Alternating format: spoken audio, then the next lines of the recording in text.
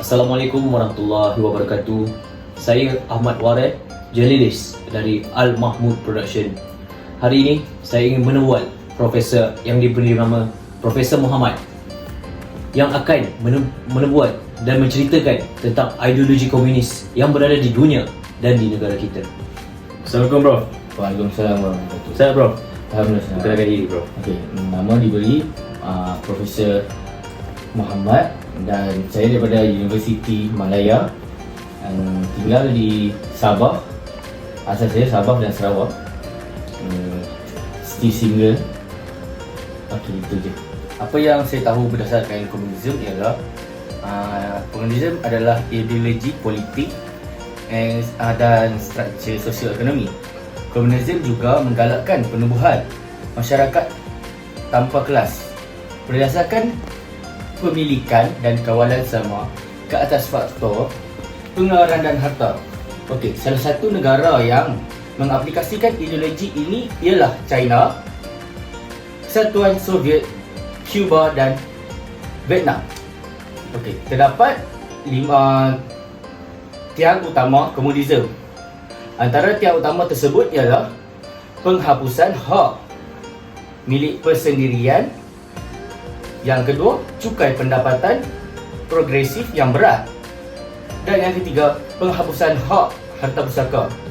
Keempat, perampasan hak harta pusaka. Dan yang terakhir sekali ialah golongan pekerja dikawal kerajaan. Okey Prof, untuk di negara kita, macam mana dia boleh efek kepada negara kita?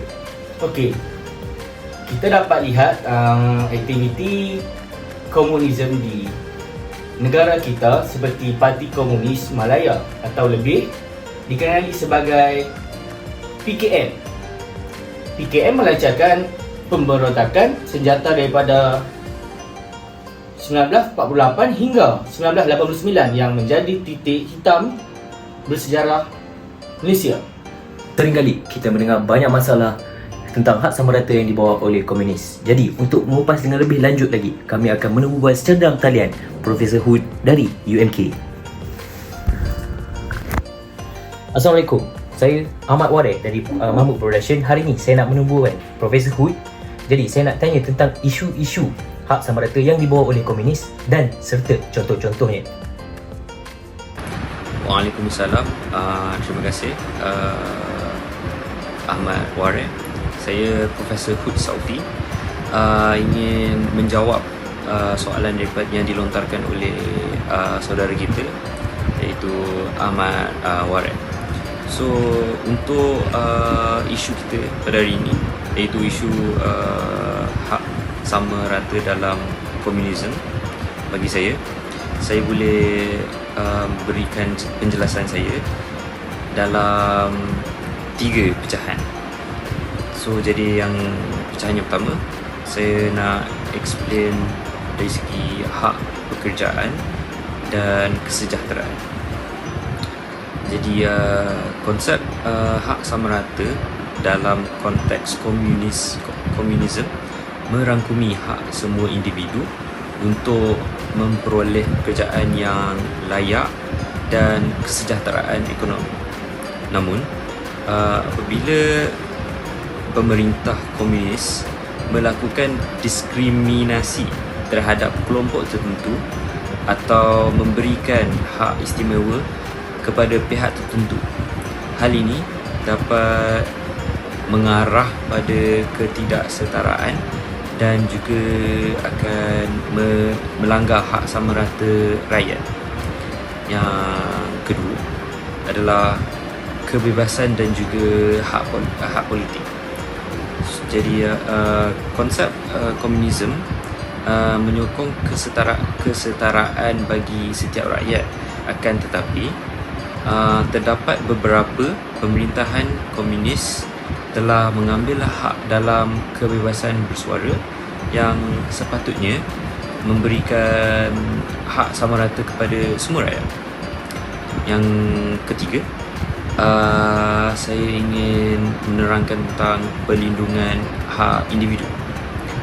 So hak individu, hak sama rata ni juga kita dapat kait rapatkan dengan hak individu, kerana setiap rakyat mempunyai hak mereka yang tersendiri lah.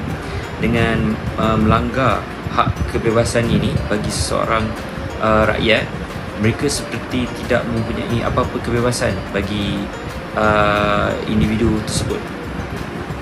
Dan juga dia seolah-olah mereka ni tidak mempunyai apa-apa kebebasan.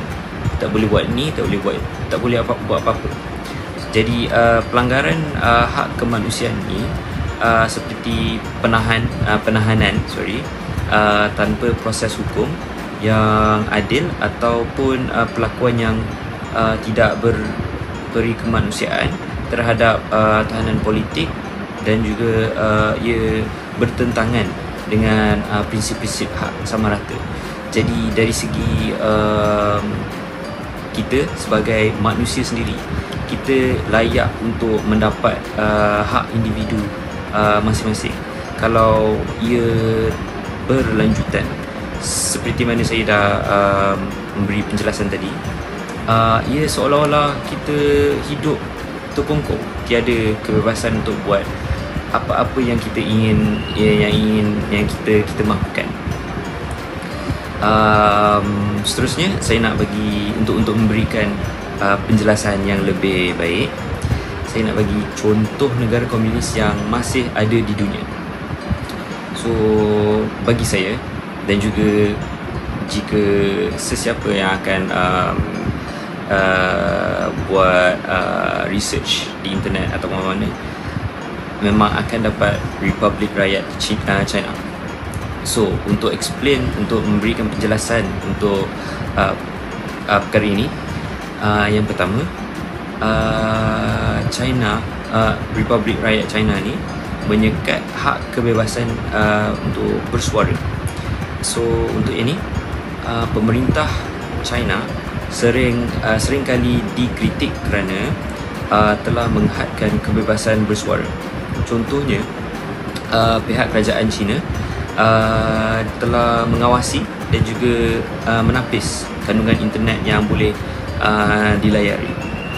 Yang kedua, penindasan terhadap Uyghur. Kontroversi besar yang berkaitan dengan penindasan terhadap etnik Uyghur di wilayah Xinjiang.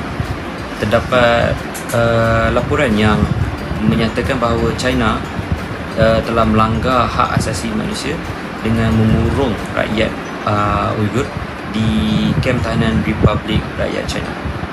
So itulah saya punya respons, saya punya penjelasan untuk soalan yang telah dilontarkan oleh saudara kita Ahmad Wareh tadi. Oh, begitu.